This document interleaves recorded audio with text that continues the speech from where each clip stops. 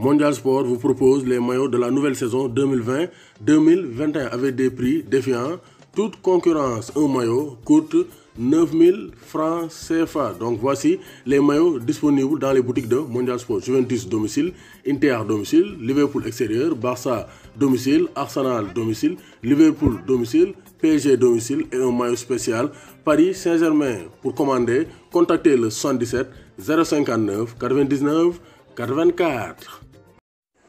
Bonsoir à tous et à tous, bonsoir à tous les suiveurs et à tous les inconditionnels de Grégoire Omnisport. CAN Beach Soccer, c'est officiel, le Sénégal donc va accueillir la compétition de 2020. Donc Sénégal, c'est la meilleure équipe africaine, donc c'est la meilleure équipe, l'équipe la plus titrée en termes de beach soccer donc dans le continent africain. Donc nous ñaan ñu wàllu suñu lion de football parce que ba léegi mën ñoo gagner Coupe d'Afrique des Nations. Donc comité exécutif de la CAF donc dañoo daje tey ce jeudi 10 septembre et ils ont donc donné l'organisation au Sénégal. Donc Sénégal ñooy organiser Coupe d'Afrique des Nations beach soccer 2020. Ensuite il y aura la Coupe du Monde 2021 en Russie. Donc exclusif mercato, le jeune international U17 Ibrahima Sy signe à Stoke City. Donc moom ñu ngi ko defoon vidéo bi passé di wax ci moom parce qu'il était donc pisté par des clubs italiens, Atlanta, Torino. Beaucoup de clubs étaient donc intéressés par Ibrahima Sy, un jeune international sénégalais, U17.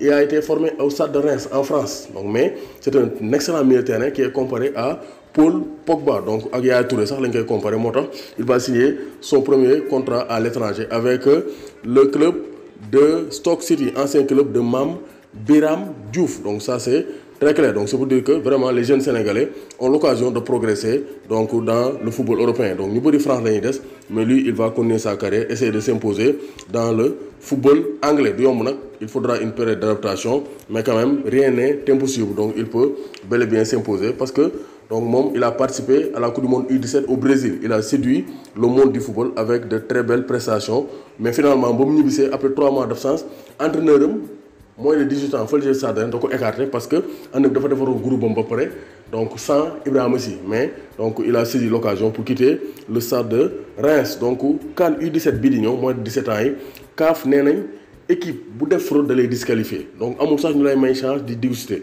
Guinée looloo taxoon Guinée moo waroon dem Coupe du Monde U17 mais dafa épinglé woon ñaari joueurs.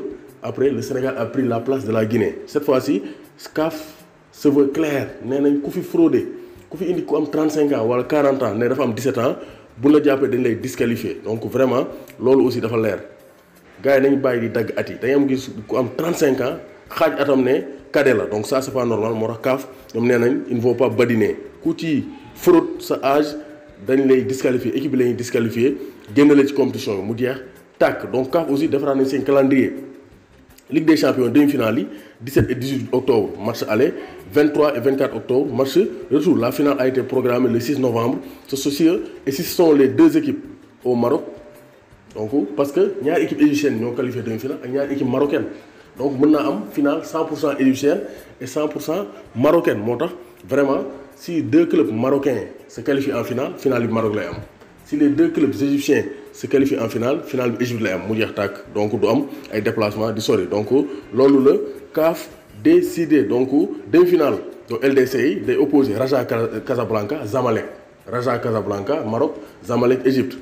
Al Ahli du Caire bu Aliou Badji moom il va disputer les demi-finales de la Coupe d'Afrique donc de la Ligue des champions africaine. Al Ahli on aura un Sénégalais face au Wydad Athletic Club de Casablanca. Donc il y aura Casablanca face au club Caire Zamalek et Al Ahli. Donc on aura Aliou Badji donc ñu ngi koy ñaanal mu jël finale bi parce que c'est un Sénégalais. Donc on veut que les Sénégalais gagnent le maximum de trophées. Donc ça c'est très clair. Donc gis nañu aussi Gris Bordeaux nee na Tyson xalaatuma mu nekk président CNG du affaire profil. Donc Gris Bordeaux d'accordul Bombardier d'accordul donc Bécaye Mbaye aussi nekkul ne da ngay nekk roi des arènes rek ñu jox la donc président CNG. Donc Tyson pour mu nekk président CNG ça commence à devenir difficile. Donc opposants yi ñuy génn mais quand même c'est pas une élection, c'est le ministère, la fédération, donc c'est le ministère des Sports qui va désigner, c'est l'État qui désigne le successeur de Alioune Sarr qui est en poste depuis 1994.